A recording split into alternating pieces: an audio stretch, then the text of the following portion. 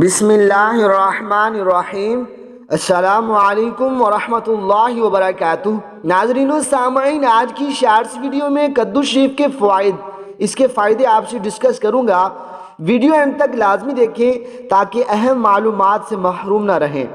Number 1، ہلکی آنچ پر پکائے ہوئے کدو کے سالن میں فولاد، calcium, potassium, vitamin A, vitamin B اور معدنی روغنی نمکیات وافر مقدار میں پائے جاتے ہیں۔ نمبر 2، کدو معدے کی تیزابیت اور جلن میں بہت مفید ہے۔ نمبر 3، دائمی قبض، گرم طبیعت اور محنت و مشقت کرنے والے افراد کے لیے کدو اور چنے کی دال کا پکوان قوت بخش غذا ہے۔ نمبر 4، کدو حافظہ تیز کرتا ہے اور ہر قسم کے دماغی ورم سوجن کو دور کرتا ہے۔ نمبر 5، کدو کا گودا بچھو کے ڈنگ پر لیپ کرنے اور اس کا رس مریض کو پلانے سے زہر کا اثر زائل یعنی ختم ہو جاتا ہے۔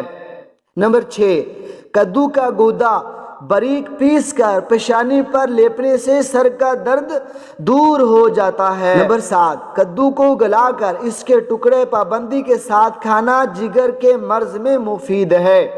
نمبر 8، کدو کا پانی پینا پیشاب کی بندش اور جلن میں مفید ہے۔ کدو پمپکی، جسے لوکی بھی کہا جاتا ہے، ایک معروف سبزی ہے۔